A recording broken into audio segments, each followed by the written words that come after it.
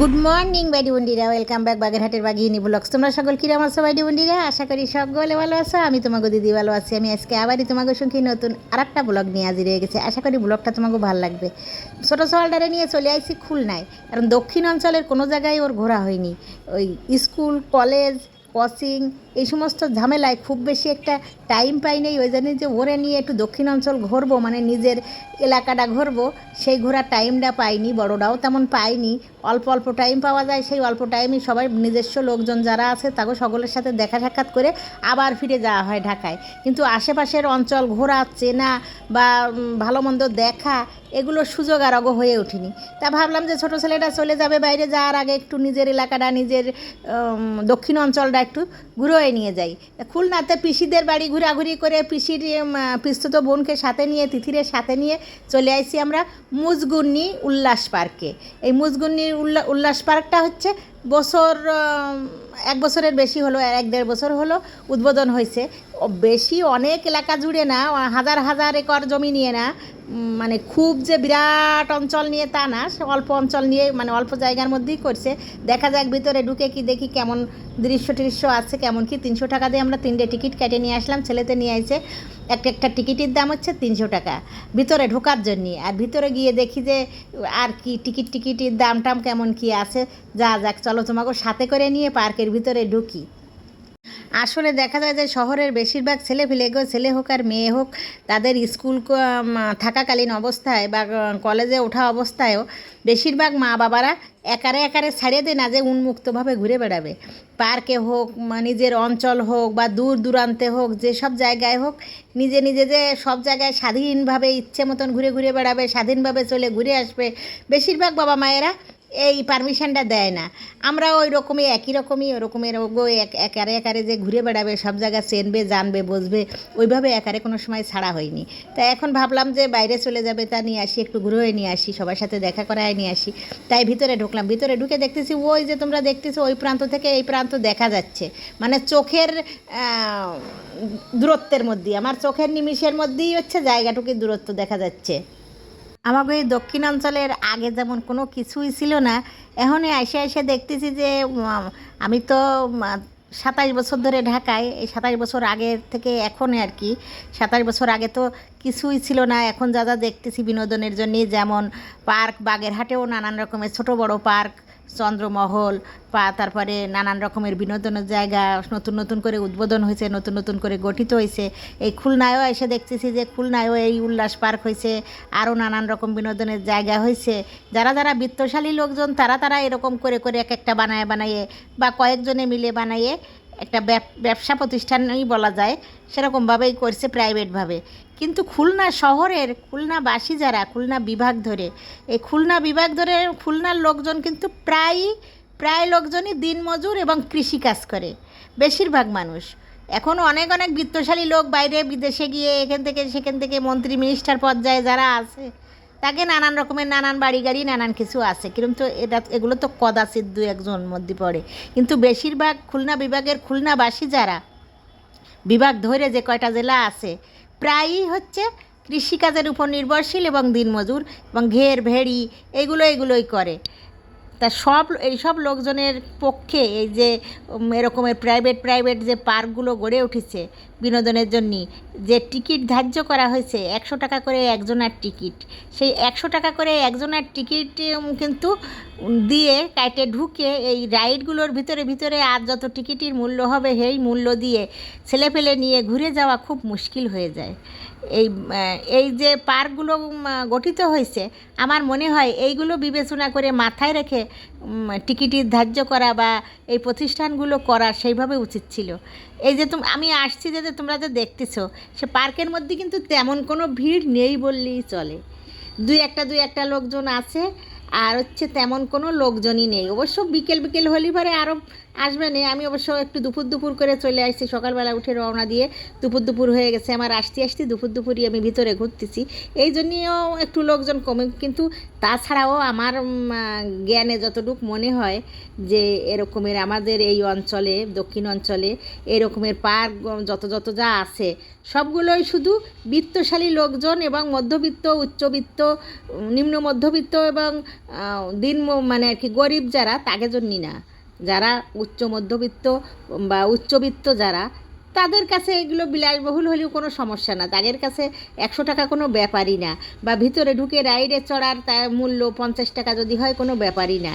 কিন্তু যারা দিনমজুর, যারা কৃষিকাজ করে বেশিরভাগ লোকজনই তাই, তাদের জন্য কিন্তু খুবই মুশকিল। যদি কারো দুটো বাচ্চা থাকে, সাথে মা বাবা চারজন, চারজনের হচ্ছে 100 টাকা করে 400 টাকা চলে যাবে তাদের গেটের। আর প্রত্যেকটা রাইড যদি 50 টাকা করে হয়, তাহলে 4টে রাইডে চড়তে গেলেও 200 টাকা। তারা বড়রা না চড়েও যদি 2 বাচ্চারে উঠাতে যায়, 4টে রাইড চড়াতে গেলেই তাকে 400 টাকা লাগতেছে, সেই 4টে রাইডই। এগুলো তাদের কাছে অনেক অনেক খরচ, তাদের কাছে অনেক কষ্ট হয়ে দাঁড়ায়। এই জন্যই এই অঞ্চলে যত পার্ক, যত যা কিছু আছে, যেসব টিকিট আছে, এই টিকিট ধার্য করাগুলো তাদের কাছে অনেক বড় ব্যাপার। ছেলেতে আবার এই জায়গাতে একটু টুংটাং টুংটাং বাজাচ্ছে বাদ্যযন্ত্রের মতন। এইগুলো লেকের পাড়ে সারি সারিভাবে নানান রকমের সুরে নানান রকমভাবেই বাজানো যায়। এগুলো এগুলো হচ্ছে এক এক প্রকার বাদ্যযন্ত্র। এই বাদ্যযন্ত্রগুলো, এটার নাম হচ্ছে গ্লোকেন স্পিল, এটা হচ্ছে জাইলোফোন, মানে আর কি এর সাথে এই যে লোহার হাতুড়ি দিয়ে যে টাচ করতেছে, এই লোহার হাতুড়ির ভারে টাচ লেগে সুর ওঠে। কিন্তু এটা হচ্ছে কারেন্টের সাথে সংযোগ করা, কারেন্ট না, মোট কথা ওই মানে আর কি যার সাথে সংযোগ দিয়ে যে সাউন্ডটা হবে ওইটা হচ্ছে নষ্ট হয়ে গেছে, ওই জন্য সাউন্ডগুলো বেরোচ্ছে না। 1 বছরের মধ্যে আর কি নষ্ট হয়ে গেছে। প্রত্যেকটা হচ্ছে বাদ্যযন্ত্র হিসেবে ব্যবহার করা হয়, লেকের পাড়ে সাজায় সাজায় রাখিছে। আমার ছেলেতে আবার সেগুলো ব্যবহার করে দেখছে। আমরা যখন ছোট ছিলাম ওই সময় হচ্ছে স্টেডিয়াম মাঠে হতো প্রত্যেক বছর 1 মাস ব্যাপী এক্সিবিশান।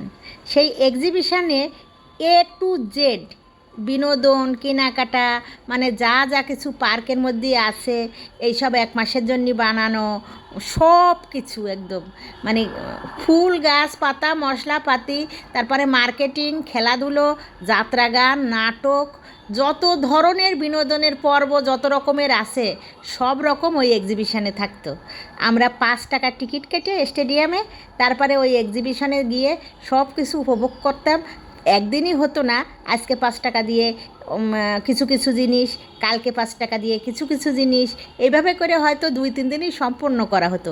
শুধুমাত্র একটা জিনিসই হচ্ছে আমি অংশগ্রহণ করিনি এবং কাছে যাইনি বা দূর থেকে দেখে সরে গেছি, সেটা হচ্ছে একটা থাকতো হচ্ছে জুয়া খেলা সেই এক্সিবিশনের ভিতরে। সেই জুয়া খেলাটা যারা করতো করতো, আর যারা না করতো না করতো, আর আমরা তো ছোটরা ছিলাম, ওগুলোর থেকে দূরেই থাকবো। এই জায়গায় 50 টাকার টিকিট কেটে আবার এই তিথি আর অনি দুইজনে এই চরকিতে ঘুরতে উঠতেছি। এইখানে সব কিছুই হচ্ছে ভিতরে যা যা কিছু আছে সব 50 টাকার টিকিট রাইডে, যা যা কিছুতে চড়বে সব কিছু আর কি। এখন যে চারিদিক যেসব যে পার্কগুলো গড়ে উঠেছে খুলনা বাগেরহাটের আশেপাশের অঞ্চলে বা খুলনার ভিতরে নতুন নতুন যা কিছু গড়ে উঠছে আধুনিক রকমের, আধুনিক পর্যায়ে, নানান পর্যায়ে নানান রকমের, এইসবের বিনোদনের থেকে আমার মনে পড়ে যাচ্ছে ওই এক্সিবিশনের কথা। আমাকে বাগেরহাট যে স্টেডিয়ামে এক্সিবিশন 1 মাস ব্যাপী হতো, সেই এক্সিবিশনের বিনোদন এর থেকে ঢের বেশি ভালো ছিল। মানে ভালো ছিল মানে কি, ওইখানে কিন্তু নানান রকমের শিক্ষণীয় জিনিসও ছিল। যেসব জিনিস গাছগাছালির ছোট ছোট করে কাগজের টুকরো করে লেখা লেখা, যেসব গাছের সাইডের এক্সিবিশন, যেটা কী উপকার না উপকার, কেন কিনবো কেন কিনবো না এই বিষয়ে। তারপরে পারিবারিক শিক্ষা, যেগুলো ছোট সংসার বড় সংসারের যে পার্থক্যটা, একটা চত্বর থাকতো সেই পার্থক্যটা বোঝানো, বানায় বানায় ছেলে পেলে বানায় বানায়ে, গরিব পরিবারে বেশি ছেলে পেলে হলে কি হয়, কম ছেলে পেলে হলে কি হয়, এইগুলোর যে পার্থক্যটা বোঝানো চিত্রপট দিয়ে একেবারে পুতুল পুতুল বানায়ে সেগুলো প্রদর্শন করতো, নানান রকমের প্রদর্শন। যারা আমার আমলের আছে বাইডি বন্ডিরা, তোমরা তো জানো, যে তোমরা দেখিছো, যারা তোমাকে মনে আছে, হয়তো মনে না থাকলেও মনে পড়ে যাবে যে সেই এক্সিবিশনগুলো কত ভালো ছিল এবং কেমন ছিল। আমার মনে হয় সরকারিভাবে উদ্যোগ নিয়ে যদি বিভাগীয় একটা কিছু এমনভাবে বানানো হতো বিনোদনের জন্য যে 10 টাকা 5 টাকার ভিতরে বা 20 টাকার ভিতরে এরকম সর্বোচ্চ 20 টাকা, এরকম 20 টাকার ভিতর ধার্য করে নিয়ে যদি এমন একটা প্রতিষ্ঠান সরকারি বেসরকারি যেভাবে গড়ে উঠতো, মানে খুলনা বিভাগীয় শহরের সব লোকজনের জন্য ভালো হতো, ছেলেপেলের জন্য। কিন্তু এইভাবে গড়ে ওঠা পার্ক সব ছেলেপেলের জন্য, সব বাচ্চাদের জন্য, সব লোকেদের জন্য খুলনা বিভাগের এমন একটা কোনো উপকারী হয়নি। আমার নিজের ব্যক্তিগত মতামতটা আর কি আমি করছি, এগুলো আর কি, এগুলো তো আর কারোর মাইন্ড করার ব্যাপারের জন্য আমি বলতেছি না, কারোর ছোটো করার জন্যও আমি কথাগুলো বলতেছি না, আমার নিজের ব্যক্তিগত মতামত আর কি বলতেছি। তিথি আর অনি ওরা উঠেছে এই একটা রাইডে, এই পাশের দিকে একবার তোমাকেও দেখায়, ওই পাশে একটু বসা, এই জায়গা আবার একটা বসার জায়গা রাখিছে সুন্দর করে একদম চারিপাশে। কিন্তু আমার পিছনে এই যে লতানো লতানো গাছগুলো দেখতেছে সবই হচ্ছে অপরাজিতা। অপরাজিতার এই যে ঘেরটা দেখতেছে তোমরা, ছোটো ছোটো ছোটো ছোটো পাতা দিয়ে দারুণ সুন্দর, কিন্তু ফুল ফুটে আছে, ফুলগুলো দেখা যাচ্ছে না। আর এইটা হচ্ছে মানে তোমাকে সামনে দিয়ে আগে দেখায় গেছি, এই রাস্তা থেকে বামে যেয়ে বোটে ওঠার রাস্তা। পার্কের মধ্যে যে এই কোনো জিনিস ছেঁড়া যাবে না, কিছু নষ্ট করা যাবে না কোনো কিছু, তাই সেইগুলো আবার লিখে রাখিছে। কারো কিছু হারায় গেলি এই জায়গায় জমা দেওয়ার জন্য সেইগুলো লিখে রাখিছে, মানে আর কি যদি কারো কিছু কোনো কিছু হারায় যায় অফিসে জমা দিলেই পরে তার মানে আর কি মাইকিং করে তারা জিনিসটা পৌঁছে দিতে পারে হাতে, সেই অনুরোধটা জানানো ওইখানে। আর সব জায়গায় ছোট ছোট করে সাইনবোর্ড দিয়ে লেখা আছে সুবিধে অসুবিধে। যে কোনো রাইডে চড়ার সময় এই যে তোমরা লেকটা দেখতেছো, ওই প্রান্ত থেকে এই প্রান্ত অনেক বড়, কিন্তু ওই যে মাথা থেকে ওই মাথা পিছন পর্যন্ত অনেক বড় লেক। তাই একবার হচ্ছে ছেলে আর তিথি আর অনির সাথে ভাবতেছি পুরো লেকটা ঘুরে আসবো। বোটে তো বড়রাও ওঠা যায়, তাই বোটের টিকিট কেটে নিয়ে লেকে ওঠার জন্য আমরা তিনজনেই যাচ্ছি। তিনজনের 50 টাকা করে টিকিট, 150 টাকা দিয়ে টিকিট কেটে নিয়ে আমরা লেকে রওনা দিছি আর কি বোটে ওঠার জন্যে। এই বোটেও আমি আগেও উঠেছি, কিন্তু এই খুলনায় এসে আর কি উঠতেছি প্রথম। খুলনার বোটে উঠিনি, আগে যা উঠেছি ঢাকায় এসে আর কি, ঢাকার পার্কে। এবার ওগের সাথে একটু উঠে ছেলেদের চালাতেছে, আমি বসে আছি। এই জায়গায় উঠে কিন্তু বেশ ভালোই লাগতেছে, কারণ হচ্ছে এই বর্ষাকালের যে ঝুপঝুপে বৃষ্টি থেমে গেলি, তারপরে যখন এলো একটু রোদ্দুর রোদ্দুর ভাব হয়, এইভাবে কিন্তু প্রচণ্ড রকমের গরম লেগে ওঠে। আর ব্যবসা গরম, আর মানে একটা কিরম একটা দোমাটকা দোমাটকা ভাবের পরিবেশের সৃষ্টি হয়। তাই এই লেকের মধ্যে ঝিরি ঝিরি হাওয়া বইছে, সুন্দর ঝিরঝির ঝিরঝির হাওয়া দিচ্ছে, আর সেই সাথে জলের একটা জলীয় আবহাওয়ার মধ্যে খুব সুন্দর একটা পরিবেশের সৃষ্টি হচ্ছে। দারুণ লাগতেছে আমার লেকে উঠে, মানে বোটে উঠে। এই বোটের রাইডে ওই চারিপাশ ঘুরে তুমি একবার আসো আর দুইবার আসো আর তিনবার আসো, 30 মিনিট টাইম। 30 মিনিটের মধ্যে তুমি যে কয়বার ঘুরপাক খাতে পারো বা বসে থাকো কোনো ব্যাপার না, কিন্তু টাইম হচ্ছে 30 মিনিট। তা 30 মিনিট আধা ঘন্টা পর্যন্ত আমরা থাকবো না এই বোটে। চলতে চলতে দেখা যাচ্ছে এই পুকুরের মধ্যে মাছ নড়তেছে, মানে আর কি ভাসে ভাসে সামনে সামনে আসতেছে। কারণ হচ্ছে এই যে বড় লেকটা, এই লেকের মধ্যে কিন্তু মাছের চাষ ভরপুর করতেছে এরা। শুধু লেকটা বানায় বোটের যে ব্যবসা, ওই বোটের ব্যবসা ছাড়া মাছ চাষও ওই জায়গায় হচ্ছে। সেইখান থেকে উঠে আইছি আমরা বোটের থেকে, ঘুরে আমরা 20 মিনিট ঘুরে উঠে আসছি। একদম 30 মিনিট পুরোটাই আমরা লেকের মধ্যে ঘুরিনি। বোট থেকে উঠে এসে এই জায়গায় যে ওই কর্নারে যে দেখতেছি যে একটা আরও লেকের চারপাশের 4 কর্নারেই আছে ওই ট্রি হাউস।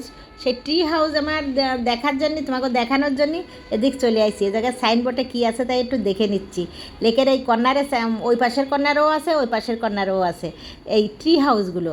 এই ট্রি হাউসগুলো বেশিরভাগ দেখা যায় হচ্ছে যেসব ওই বনাঞ্চল, মানে যেসব জায়গায় বড় বড় গাছগুলো দেখা যায়, যে প্রকাণ্ড প্রকাণ্ড পুরনো পুরনো গাছ আছে, সেই সব গাছগুলোতে এই ট্রি হাউসগুলো বানায়। সাধারণত দেখা যায় যে পুরনো পুরনো গাছের সাথে ট্রি হাউসগুলো থাকে। যে গাছটাই বানাইছে এই গাছটা মেলা পুরনো না, এই গাছটাও নতুন নতুন মনে হচ্ছে আমার কাছে, তাও এরা বানাইছে এর সাথে ট্রি হাউস গাছটার সাথে। এই যে উপরে কাঠপাট দিয়ে বসার জায়গা করেছে, চারিপাশ দিয়েও বসা যায়, মাঝখানেও বসা যায়। আবার এই চারিপাশের ভিউটা দেখো কত সুন্দর লাগতেছে। লেকের পাড়ে এরকম বসে হাওয়া খেতে খেতে 2 কাপ চা খাওয়াই যায়। কারণ তুমি যদি এই 2 কাপ কফি এই জায়গা নাও নিয়ে বসো, কফিওয়ালারা অনেকের মধ্যে আছে যারা তোমার কাছে দিয়ে যাবে, একদম দাঁড়ে এনে দিয়ে যাবে কফি দরকার লাগলি। অনেক সময় কিন্তু মনে হয় ভাইটি বোনটিরা, নানান রকমের কাজে, নানান রকমের তিক্ততায়, নানান রকমের ঝামেলায় সংসারে কাজ করে করে করে করে হাঁপায়ে উঠলি, যাই একটু নিরিবিলি কোনো জায়গায় যে একটু দুই দুই মিনিট নিজের একা একা একান্তে বসে থাকি, একান্তে একটু সময় কাটাই, নিজের ভুল ঠিক ভালো মন্দ এগুলো একটু বিশ্লেষণ করি একা একা বসে, যে এইটা করা উচিত ছিল কি অনুচিত ছিল, ভালো ছিল কি মন্দ ছিল। সেই জন্যে ট্রি হাউসগুলো ভালো, এমন হাউস। আজকের ব্লগ এই পর্যন্ত ভাইটি বোনটিরা, তোমরা সকলে ভালো থাকো, সুস্থ থাকো, সকল ভালো রাখো। আর যদি দিদির ব্লগটা ভালো লাগে তাহলে লাইক শেয়ার কমেন্ট সাবস্ক্রাইব করে দিও। আবার তোমাদের সাথে দেখা হবে আমার নতুন ব্লগে। এই যে লেকের মধ্যে আমরা ঘোরাঘুরি করতেছি, এই লেকের মধ্যে ঘোরাঘুরি নিয়ে দিয়ে সব থেকে আমার বেশি ভালো লাগছে হচ্ছে লেকের মধ্যে এই বোটে ঘোরা। এই বোটে ঘোরাটা আসলেই যেমন ঠান্ডা ঠান্ডা হিমেল হাওয়া বইছিল, তেমন হচ্ছে একটা অন্যরকম ভালো লাগা ছিল।